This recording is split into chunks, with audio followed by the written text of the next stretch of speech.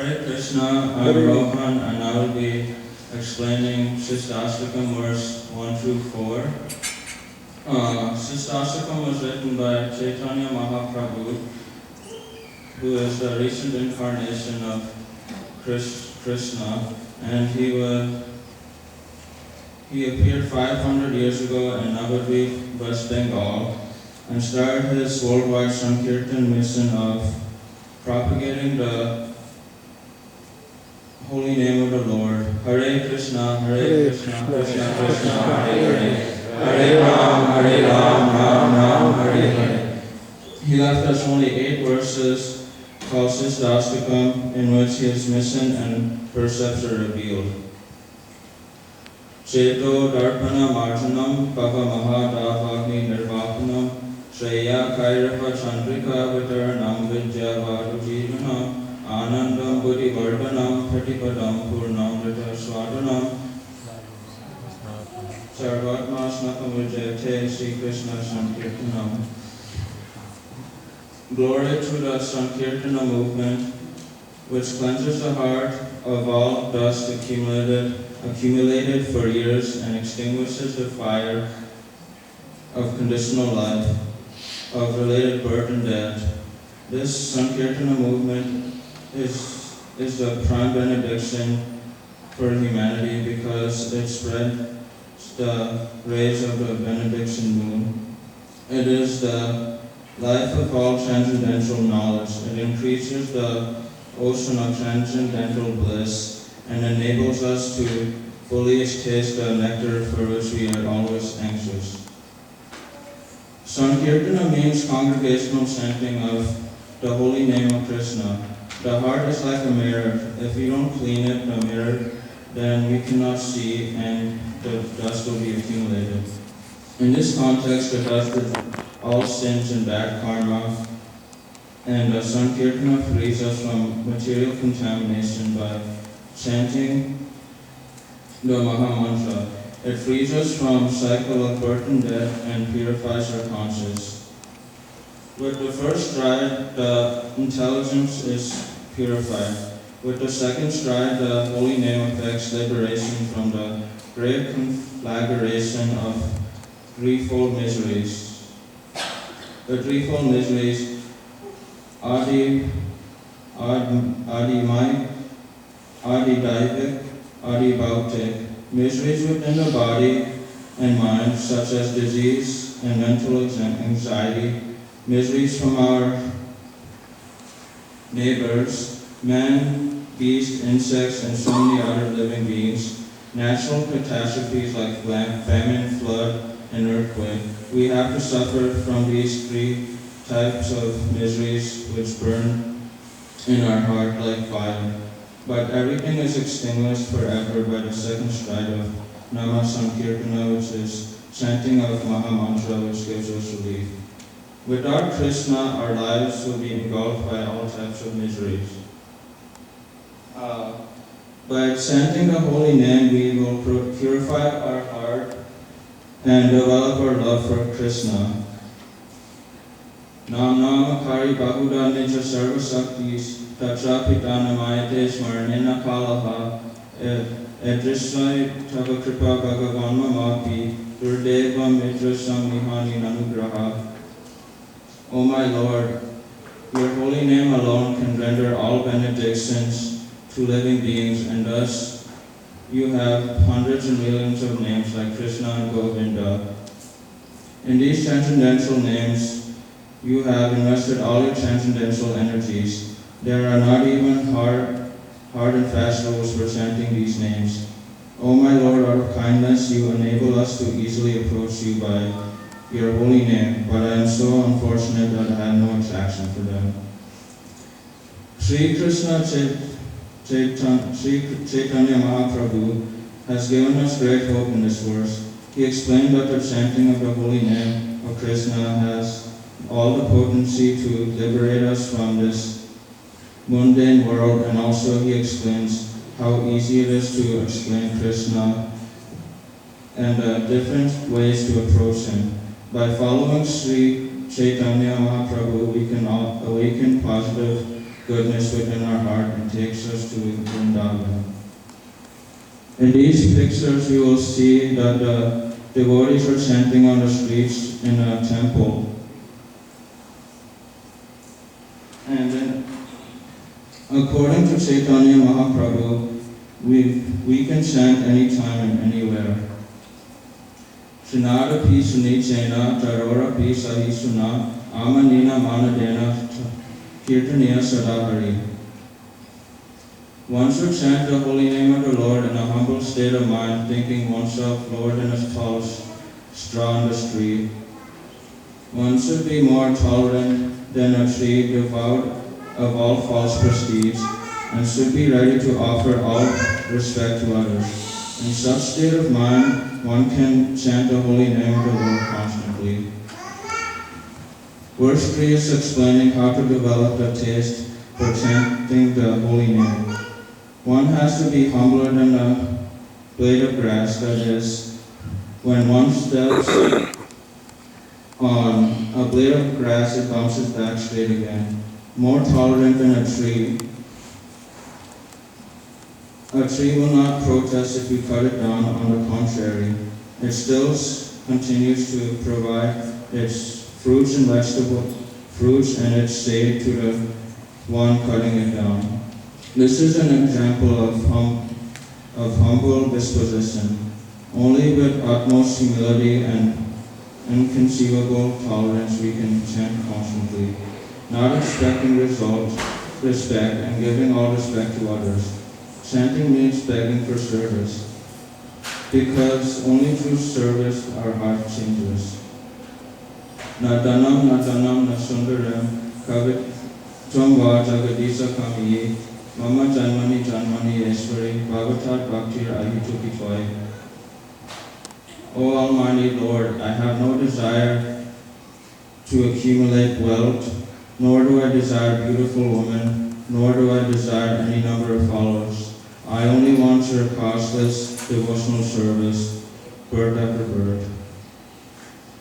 The general temptation that surrounds us on four sides is of four classes: money, followers, women, and liberation. And that means dharma, artha, kama, and moksha. In this way, the gradations of different goals of life have been scientifically represented. Chaitanya Mahaprabhu says, I have no attraction for any of these things, but only for you, my Lord. I don't even aspire liberation. I only want to take your name.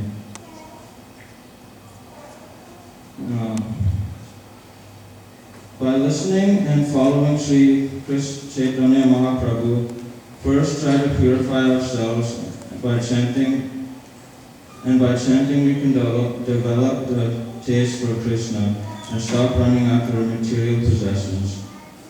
Material items will keep us away from Krishna unless we offer it to Krishna. Any questions? Hare Krishna.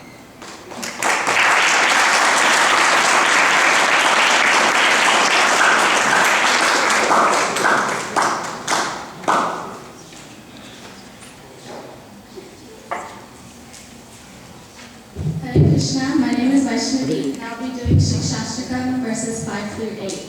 So as you know, Chaitanya Mahaprabhu brought us these 8 shlokas so that we can reach Lord Krishna in an easier path. The beautiful shlokas can help us. These beautiful shlokas can help us lead a better life filled with Krishna. Verse 5. Ainaka tanuja kinkaram patitam mam mishame bhavam budau kripaya tava pada pankaja situtuli sadasham vichintaya. O Maharaj Nanda, I am your eternal servitor. Yet I have fallen into this ocean of birth and death. Please pick me up from this ocean of death and place me as one of the atoms at your lotus feet.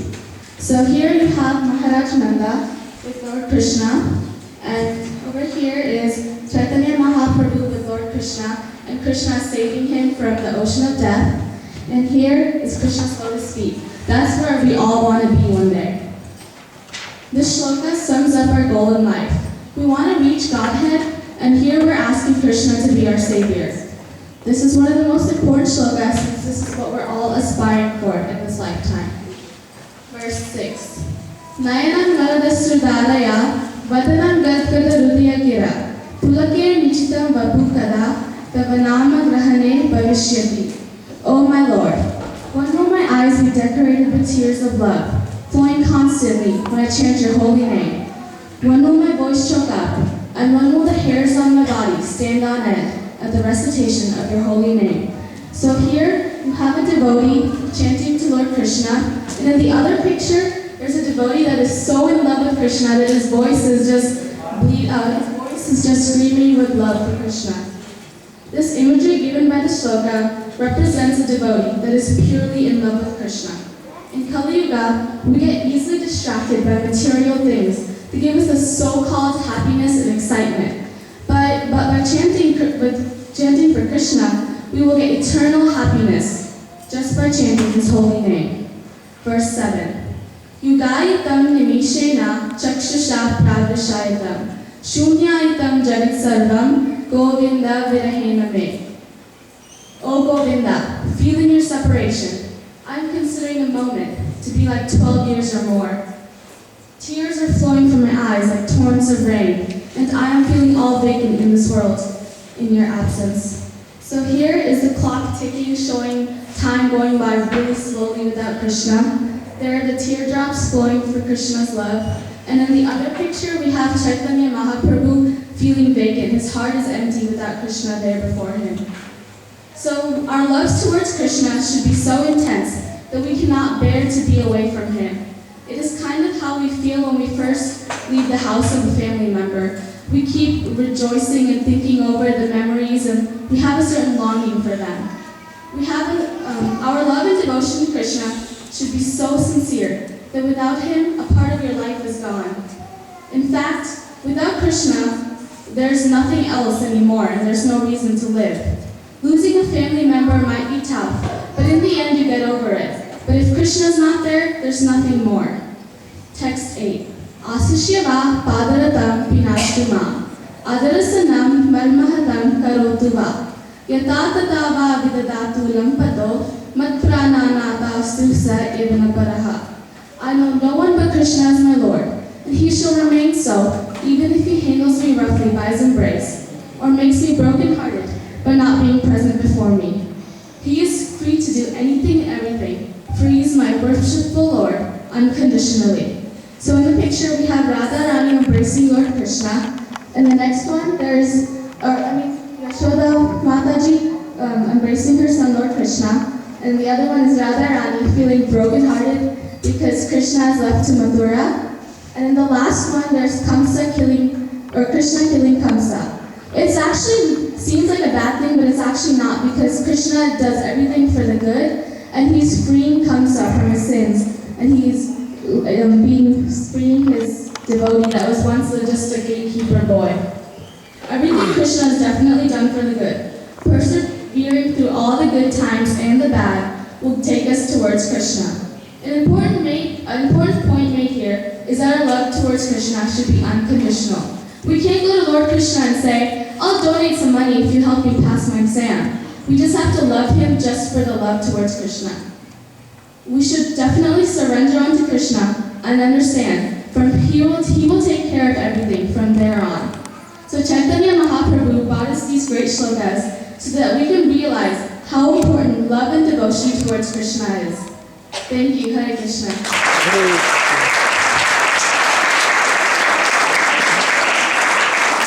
Questions? Please salute to your teacher. Hare Krishna.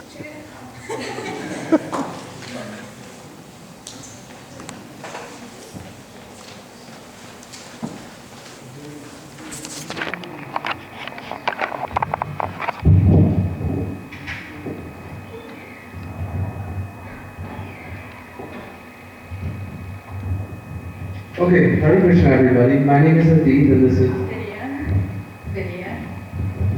Okay, now I'm not going to first introduce the topic again, but I'm going to go into the background of everything we're talking about here. Now the Sunday school was given the choice of deciding between either doing talking about Shishtastakam prayer, talking about a Bhagavad Gita sloka, talking about a Chaitanya Lila, or talking about a Krishna Lila. Now I want to take a vote. I think all of you know what a vote is. And so, which one of you guys like Bhagavad Gita shlokas? It's like one person, 2 people, 3 people. Okay. How many people like Shashtakam prayers? It's like, okay, 10 people. How many people like Chaitanya Leelas? Okay, 10 people again. And how many people like Krishna Leelas? Everybody, yeah. There we go. Okay, so the one we're doing is the Sri Damodar Leela. Now this can be found in the 10th canto of the Srimad Bhagavatam and the 9th chapter of it. So for future reference, if you guys have if you need this any other time. So we're going to begin with the story, so take it away. So one day, Mother Yashoda was churning some butter, and of course the only thing on her mind was the thought of her beloved son, Krishna. And she was thinking of how much she loved to care for him, take care of him. And Krishna, of course he knew this. So he responded to those thoughts, and he was hungry, and he went and crawled into her lap and asked to be fed by her. And obviously, being his mother, she obliged. But she remembered that she had some milk boiling in the kitchen, and it was about to boil over, and then the milk would spoil. So she quickly put him down and went to go save that milk. However, Krishna was not too pleased. He didn't like the fact that he was being ignored by his mother at that moment. So he went into another room, stole some butter, as well as feeding some of that butter to the monkeys. And when Mother Yashoda came back, she didn't see him anywhere. Where could her son have gone? She hears a pot break in another room. She knew right then and there that it was her son, and he was not too pleased. She found him feeding the butter to the monkeys. She caught him red-handed. And you see Krishna standing there, stricken with fear, so scared to see his mother, angry at him, and that he was caught. And so he goes running away from his mother because he didn't want to get punished. He didn't want to be beaten. So his mother goes chasing after him, and finally she catches him. And her choice of punishment is tying him to a mortar, like the things that they use to churn the butter. She gets a rope and tries to tie Krishna to the mortar. And the rope is 2 inches too short. It wouldn't tie around him. She goes and gets another rope, and she ties it to the first rope, but it's still 2 inches too short. How is this possible? I got another rope and it covered more than 2 inches. It has to have worked. She does that again, and again, and again. But the rope was still 2 inches too short. Finally she says, "Oh Krishna, I give up, I surrender, I can't tie you." And at that moment, Krishna, being so merciful, seeing his devotee, seeing his mother surrender onto him, allows her to tie the rope around him. Now, once she ties the rope, he's left there. And remember, he's just a baby. A small baby. Babies can't do much. And he goes and he starts crawling with this big, heavy mortar. Babies would be crushed trying to crawl with a mortar on their back. But you have to remember, this is Krishna. He can do anything. So he goes, and he crawls through the 2 Arjuna trees that are there in the courtyard of Nanda Maharaj's house. And he gets stuck at first. But he crawls through, and with the mortar behind him, the 2 trees break. And out from those 2 trees come the souls of the 2 demigods, the 2 sons of Kuvera, the 2 sons of Kuvera. Now, these 2 sons, they were cursed by Narada Muni long before because they were drinking and doing things that they weren't supposed to be doing, and they were caught by Narada Muni. Narada Muni came up on them, and they had no respect for Narada Muni. They just ignored him. They continued doing what pleased them. So Narada Muni, frustrated by this, cursed them. But that curse was more of a blessing in disguise, because he cursed them to be those Arjuna trees in Nanda Maharaj's courtyard, where Krishna eventually came through and gave them their salvation. They offered their obeisances to baby Krishna and they left. But when these two trees broke, everyone could hear it. Everyone in Vrindavan can hear it, and everyone came rushing over to see what happened. And Mother Yashoda was overwhelmed to see her baby boy in between those two trees that had fallen. Her baby could have been hurt. Obviously, her first reaction, she thinks, this is my fault. Like, if I hadn't tied him to the mortar, this wouldn't have happened. So, that being said, that's basically the end of the story, but we'll continue on with what we have for symbols and morals. So I think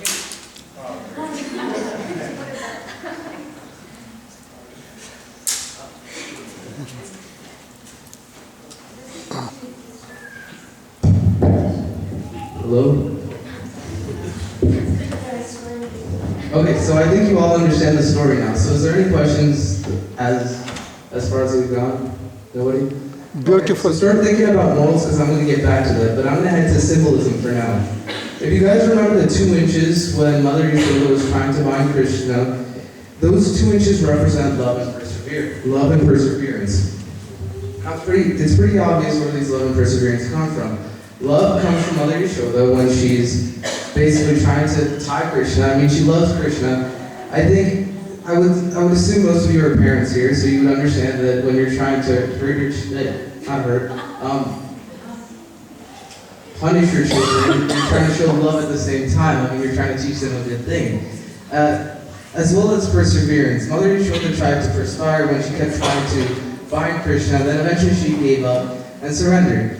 Now I was talking about morals a second ago, so do any of you can any of you name any of the morals that were happened during the story? Any of you? No? Okay. Well, it's right there. It means surrender unto your Lord. Surrendering unto your Lord is a big thing. It's a big moral in the story. It's one of the biggest morals you have to understand. Not only do you have to pray to Krishna, but you also have to surrender to Krishna, because nothing's going to happen if you don't surrender to him. Now, when Mother Yashoda surrendered to Krishna, it isn't the most direct form of surrendering to him, but nevertheless, it is surrendering. She basically gave up trying to bind Krishna and was like, okay, have your way, and then Krishna let himself be bound. And so that's surrendering. Now, if you thought about God the same way, surrendering unto him, it's not that hard. I mean, if we do so, he simply shows his mercy towards us. It's really simple. The whole idea is simple. So here. Okay, so